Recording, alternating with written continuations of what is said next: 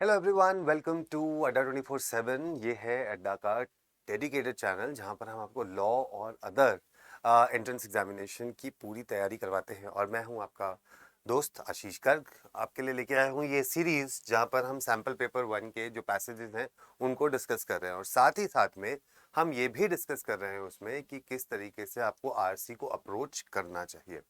ठीक है, आरसी में एक बहुत बड़ी चीज होती है, दैट इज स्पीड रीडिंग। तो अभी हम अगर चलते हैं और उसके बारे में देखते हैं, so there is something which is called speed reading. और वो स्पीड रीडिंग की वजह से बहुत सारे लोगों को प्रॉब्लम होती है to read the passage as well as to complete the paper in time.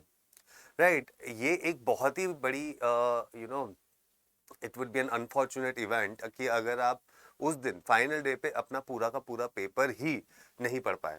तो अगर आप पेपर नहीं पढ़ पाए then there will be a problem, right. So to tackle that particular problem we are here and to tell you कि किस तरीके से आपको अपनी स्पीड रीडिंग करनी चाहिए।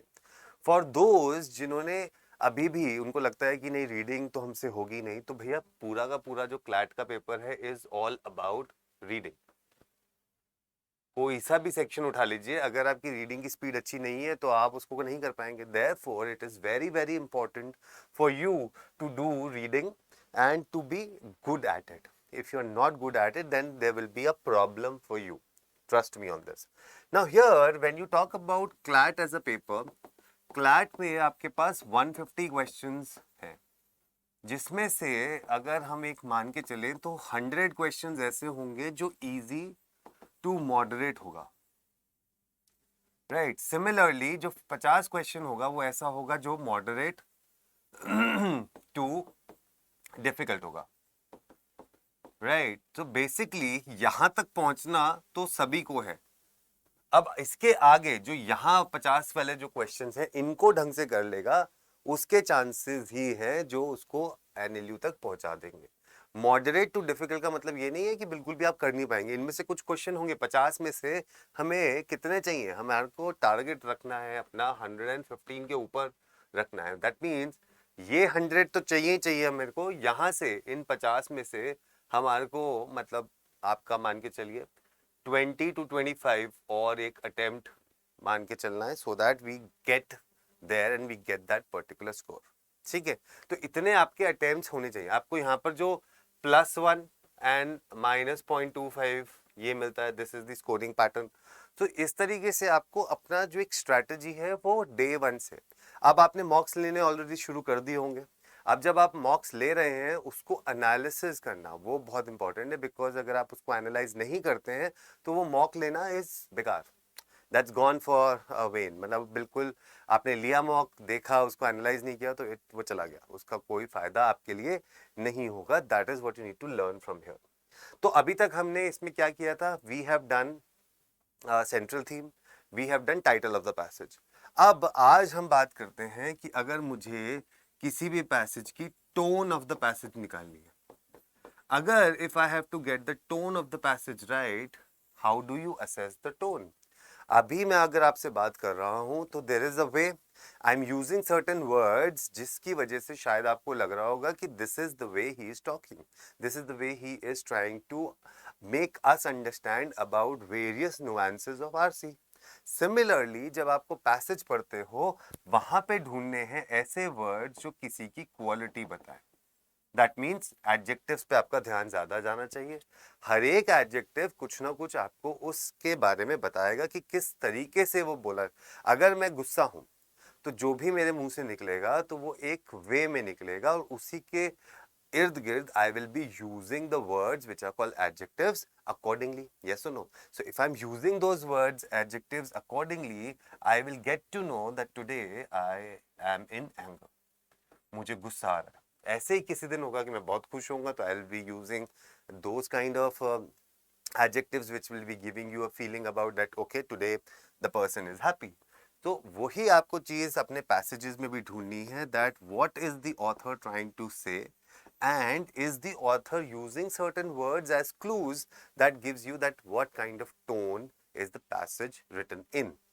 आपको कई बार लगता है कि कहीं जैसे आपको हम क्रिटिकल एनालाइज कर रहे हैं लेकिन उसके पीछे एक ह्यूमर भी है। ठीक है, it's a kind of a satire that we are doing, तो उसके लिए हम कुछ वर्ड्स करते हैं। तो आपको सिर्फ उन चीज़ों पे ध्यान देना है जो आप असल ज़िंदगी में भी करते होंगे। होता है ना, आप अपने दोस्तों के साथ बैठे हो और आपने कभी ऐसा एक व्यंग सा मार दिया सो दैट सब लोग हंस पड़े, लेकिन उसके पीछे की एक सीरियसनेस भी थी जो चीज़ आप ध्यान में रखते हैं। That is how we identify the tone of the passage. Therefore when you see the tone of the passage, your understanding of the words that are adjectives, उनके मीनिंग्स आपको अच्छे से पता होने चाहिए कि ये वर्ड को हम कहाँ यूज करते हैं। ह्यूमर अगर लेके आना है, ह्यूमरस के लिए क्या क्या वर्ड्स हैं जो हम यूज कर सकते हैं, व्हाट आर दोज वर्ड्स जो हम एंगर जब हम होते हैं तो क्या क्या वर्ड्स हम उस टाइम पे यूज करते हैं, वो आपको वर्ड्स को मीनिंग समझना जरूरी है। Therefore it becomes directly related to adjectives as well as the meaning, that is vocabulary. अगर आपकी वोकैबुलरी स्ट्रांग है then this becomes slightly easier for you to do the question on based on tone of the passage। ठीक है, तो इस तरीके से आपको टोन ऑफ द पैसेज निकालनी है। प्रैक्टिस करने के लिए आप बुक ले सकते हैं, reading comprehension, proficiency in reading comprehension. Take that book, it is has a lot of passages, और आपको जो हमने मटेरियल दिया है उसको तो आप कर ही रहे हैं, तो वो आपको काफी हेल्प करेगा in doing the passages for this paper. ठीक है, ये तो बात हुई एक जनरल क्लैट के बारे में। अब हम बात करते हैं आज के पैसेज के बारे में। Let's read this particular passage and see कि इसमें क्या लिखा हुआ है। तो पहली चीज तो हमारे को देख के ही यहाँ पर लिखा है फेसबुक लिखा है, so something to do with social media, something to do with social media है। तो एक इंटरेस्ट तो हमारा वैसे ही जनरेट हो जाता है कि yes this is something that चलो पढ़ लेंगे, अच्छा सा लगेगा, तो पढ़ते हैं चलो। When news broke that Facebook users' private messages were not necessarily private, Tonya Richards, 44, immediately panicked. Had she endangered her son? She thought back to her chat with her mother in Idaho, who prefers Facebook messengers to texting. Her son is a specialist in the army using the Facebook-owned encrypted messaging platform, WhatsApp. He had kept her updated as he traveled to what she described as a dangerous foreign base whose location she was supposed to keep secret.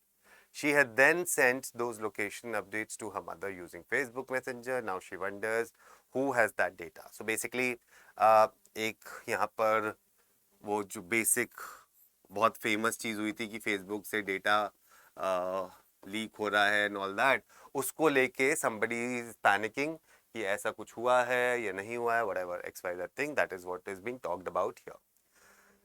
Simple सा passage है, ऐसा कुछ अभी नहीं लिखा हुआ, it's a very very easy. मुझे लगता है क्वेश्चंस भी बहुत इसमें से इजी होंगे, but the language is pretty easy and then it is giving you that particular feel that passage को पढ़ के ऐसा एलियन नहीं लग रहा है। इट इज लुकिंग दैट कि लो पढ़ लेंगे समझ आ जाएगा, that is how the passage is looking about. आगे चलते हैं। For a mother, she told me, especially one whose whole life has been about protect your kid from these harms, and she's just doing what a mother does, which is responding to him, telling her something that he needs her to know. So he's protected, and someone can come in and take that and just sell it to people as data. You're putting my kid's life in danger. तो वो उसको डर लग रहा है, वो कह रहा है कि भैया मैं क्या कर रही हूँ, it's just a matter of you know something, जो फर्ज है एक मदर का कि वो ख्याल रखे और उनको सेफ गार्ड करके रखे, जो वो बचपन से करते आ रहे हैं। एंड सडनली उसको पता चले कि भैया उसकी जो इन्फॉर्मेशन है या जो सेफ गार्ड है उसके बच्चों की, उसको डेटा बना के सर्कुलेट किया जा रहा है, तो उसको कैसा लगेगा। That is what the passage is talking about till here. आगे अगर हम चलते हैं, लिखा है but don't count miss Richards among the growing ranks of people deleting Facebook. All it does is punish me, she said. It doesn't punish Facebook. ठीक है, जो भी होगा तो उसको लगता है कि भैया अगर मैंने फेसबुक को डिलीट कर भी दिया तो क्या होगा, क्या फेसबुक को इसका कुछ फर्क पड़ेगा? Sadly the answer would be no. क्या मुझे इसका फर्क पड़ेगा? यस। व्हाई? बिकॉज उसके पास एक ही मीडियम है कनेक्ट करने का। अगर उसने डिलीट कर दिया तो वो कनेक्ट नहीं कर पाएंगे और उनको नहीं पता चलेगा कि उनके आसपास, उनकी सोसाइटी में, उनके फ्रेंड्स में, रिलेटिव्स में क्या क्या हो रहा है। That's why there is a loss that you are feeling, और आपको लग रहा है कि फेसबुक का कुछ नुकसान होगा डिलीट करके। ऐसा कुछ होगा नहीं। ये चीजें उन्होंने अगली कुछ लाइनों में लिखा हुआ है। It doesn't change anything, it cuts me of from my family. Even if a boycott bankrupted Facebook, What's to stop the next company from doing the same thing? We need the laws to say you can't do this, she said. Miss Richards' dissension from the swelling chorus of hashtag delete Facebook is notable and worth considering. In refusing to delete her Facebook account, she is refusing to turn the power abuses of the tech industry into an issue of personal responsibility. So basically वो कह रही है कि भैया देखो, deleting is not the criteria. क्या चीज़ criteria? Criteria होना चाहिए कि आप कुछ laws लेके आए उस चीज़ को curb करने के लिए. That is what they are talking about here. आगे चलते हैं. The impulse to delete Facebook is understandable. Impulse होता है ना एकदम से, जैसी कोई बताए कि आपके ऊपर नजर रखी जा रही है, बिग बॉस चाहते हैं कि आप अब ये करें, तो सोचो अगर कोई आपके ऊपर पूरी कंटिन्यूसली नजर रखे जा रहा है तो what will happen to you? You will possibly feel as naked कि भाई ये क्या हो गया, everybody is just noticing me. So possibly in impulse सबसे पहली चीज ये आता है, यार हटाओ इसको, डिलीट करो इसको, right? So that is what they are talking about. In an era of political gridlock and dysfunction, it feels good to start somewhere. There is the hope that waves of deletions will send a signal to the company's leaders and to the lawmakers who are meant to regulate it. So basically ये चीज़ें जो हैं ये suddenly ये जो deletions हो रही हैं, ये जो laws बनाते हैं, जो regulate करते हैं, उनको कुछ जोड़ के उठाने की कोशिश की जाएगी कि भाई देखो ये हो रहा है, कुछ बनाइए इसके आगे पीछे law.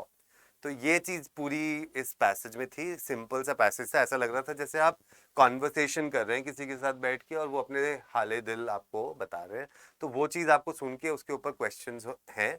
This is what is there. Otherwise passage में इतना कुछ ऐसा था नहीं. इट वाज ठीक है. आगे चलते हैं. थोड़ा लेंदी पैसेज है ये वाला, लेकिन ठीक है, डुएबल सा लग रहा है अभी तक. But it would also seem to be the case that if millions of angry individuals were going to save us from the worst excesses of the tech industry, we would have been saved from them by now. अगर कुछ ऐसा होता तो अभी तक हम ये जो चीज़ हो रही है हमारे साथ वो होती ही नहीं. ऐसा कुछ वो बोलने की कोशिश कर रहे हैं. Collective action is difficult against a global behemoth like Facebook. Were such action to succeed. The company also owns WhatsApp and Instagram.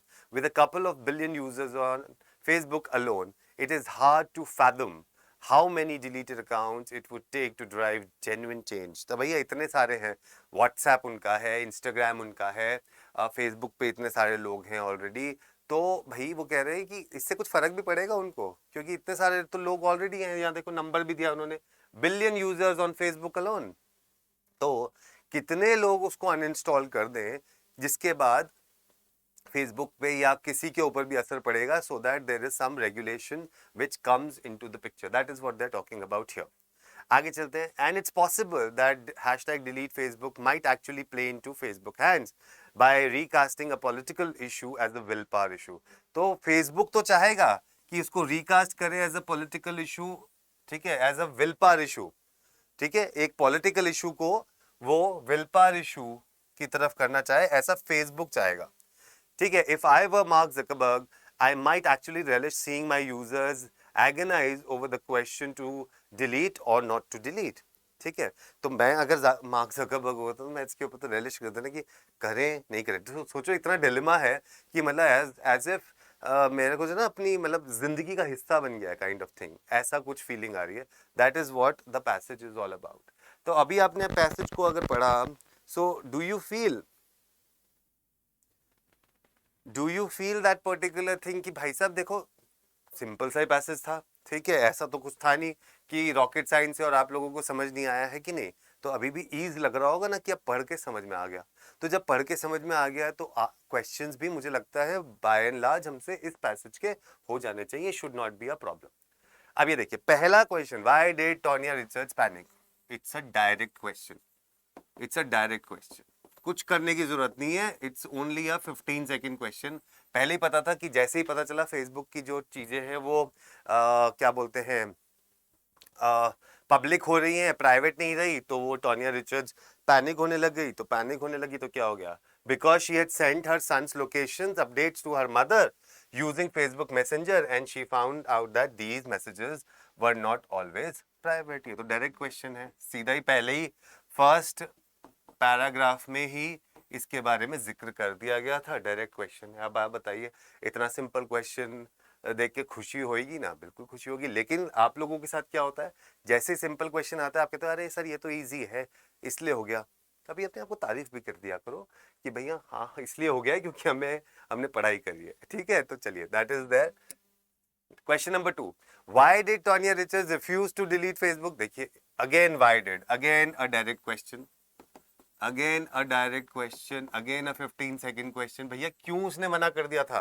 क्योंकि अभी हमने बात करी थी ना, फेसबुक का तो कुछ जाएगा नहीं, लेकिन अगर आपने डिलीट कर दिया फेसबुक को तो क्या होगा, आप सोशली कट ऑफ हो जाएंगे, आपको कुछ नहीं पता चलेगा कि कहाँ कहाँ है, और आप तो उन्हीं से बातें भी करते हो, you just talk, that is the medium. So because she did not wish to punish Facebook, ऐसा तो उन्होंने कहीं कहा नहीं है, because it would not make a difference to Facebook but would affect her ability to communicate। ये देखिए बिल्कुल सीधा सीधा आंसर आपके सामने है, परोस के दे दिया गया है, लजीज खाने की तरह। ठीक है ना, लजीज खाने की तरह, जैसे वो शादियों में बोलते हैं ना, ठीक है खाना लग चुका है, गरम गरम खाना आपके लिए इंतजार कर रहा है, जाइए और खा लीजिए। तो ये लजीज खाने की तरह आपके सामने परोस दिया गया है, जाइए उठाइए खाइए नंबर पा जाइए। That is what this question is doing. Question number 3. According to the author, what type of issue is the issue of power abuses of the tech industry? कौन सा है? ये तो हमने लास्ट में पढ़ा था ना, ये तो वही क्वेश्चन है। So according to the author कि वो किस तरीके का इशू है? According to the author, it is a political issue, but Facebook is trying to make it what? Into a willpower issue. तो यहाँ पे it's a very very close option C. Close option C जो आपको lure करेगा political issue and will power issue. जल्दबाजी में बहुत सारे लोग शायद सी भी मार्क कर दें, जल्दबाजी में लोग बाग सी भी मार्क कर दें, but that's a wrong answer because according to author पूछा गया है। According to the author it's a political issue, but Facebook would like to make it into a willpower issue. That is what they are trying to say. So therefore the correct answer is A. ये भी हमने अभी mark किया था जब मैं पढ़ रहा था। तो आप खुद देख रहे हैं कि जिस तरीके से अगर आप पैसेज को अप्रोच करते हैं, जिस तरीके से अगर आप ढंग से उसको पढ़ते हैं, तो आधे से आंसर तो आपके दिमाग में रह जाते हैं और फिर आपको आराम से ढूंढने में कोई दिक्कत नहीं होती। ठीक है, क्वेश्चन नंबर 4 में देखते हैं। According to the author, the impulse of those wanting to delete Facebook is understandable due to the following reasons except. अब यहाँ एक्सेप्ट लिखा है, इसका मतलब 3 ऐसे होंगे जो रीजन सही है, एक होगा जो नहीं है। अब ये इम्पल्स की जल्दबाजी में जब आप सुनते हो कि आपके ऊपर निगरानी रखी जा रही है, जो ऐसे मैंने बिग बॉस का एग्जाम्पल दिया था आपको, तो ये सुनते ही आपके ऊपर सडनली आता है कि फेसबुक को डिलीट करो। उसको डिलीट करने के लिए आप यहाँ पर कौन सी देखते हो? Deleting Facebook in huge numbers might send. So यहाँ पर एक आपको क्या करना है, आपको सिर्फ चीज देखना है, deleting Facebook, deleting Facebook, deleting Facebook. ठीक है, लेकिन अगर आप डी ऑप्शन देखिए, वहां क्या लिखा है, डिलीटिंग फेसबुक में prompt Mark Zuckerberg to empathise with the agony of the users of Facebook. भाई मार्क जकरबर्ग क्यों चाहेगा? क्यों वो चाहेगा कि पहले तो वो डिलीट हो जाए, पहली चीज। ठीक है, तो इसलिए जब यहाँ लिखा है may prompt to empathise with the agony of the users of Facebook, why will he want in the first place to get that particular app deleted? तो वो तो होगा ही नहीं। therefore the correct answer is D. अपने काम पे थोड़ा ना कोई कहेगा कि भैया वो कर दो। so सारे understandable है except this one because he himself as Mark Zuckerberg will not want anybody to delete Facebook. That is what they are trying to say.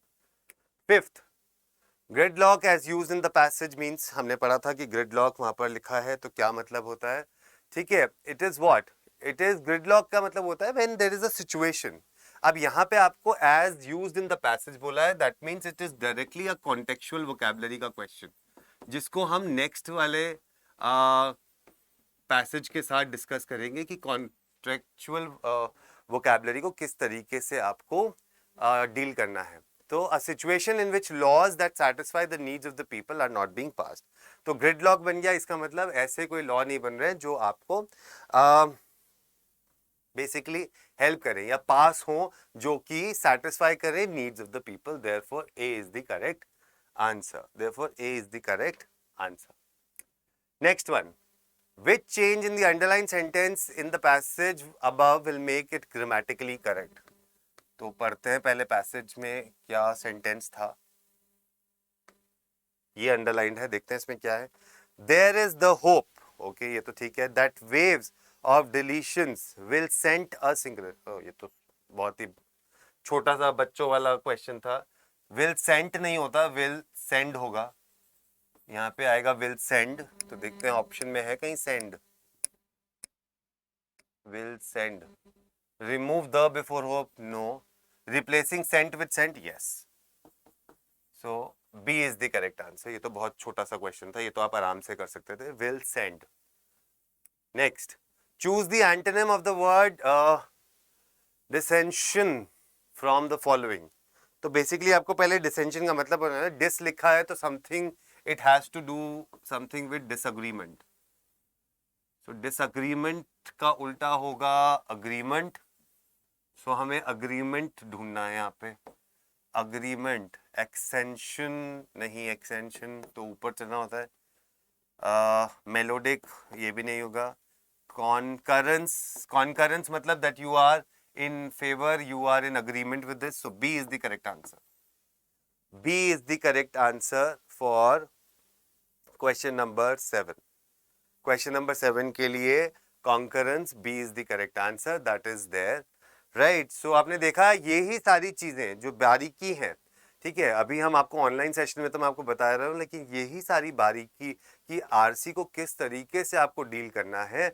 अगर आप चाहते हैं कि और अच्छे से सीखें तो यही चीजें सीखने के लिए आपको हमारे साथ जुड़ना है. अड्डा 24/7 के साथ जुड़िए हमारे बैच के साथ. ये जो 19 तारीख से ऑलरेडी स्टार्ट हो चुका है.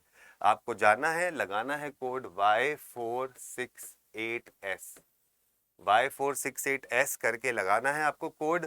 लगाइए ये कोड और पा जाइए, जुड़ जाइए हमारे साथ. मैं आपको पढ़ाऊंगा English and critical reasoning and you will get a fair idea about how to clear the paper of CLAT. ठीक है, तो जुड़ जाइए. इंतजार कर रहा हूं मैं आपका, और इसी रिश्ते को हम आगे बढ़ाते रहेंगे और ऐसे ही मिलते रहेंगे आपसे इसी चैनल पे जिसका नाम है CLAT another law entrance examination. और मेरा नाम है आशीष गर्ग, जो है आपका दोस्त और होस्ट.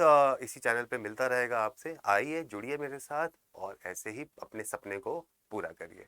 ठीक है, मिलूंगा आपसे अगले सेशन में. तब तक के लिए खुश रहिए, हंसते रहिए और मुस्कुराते रहिए. Bye bye, take care.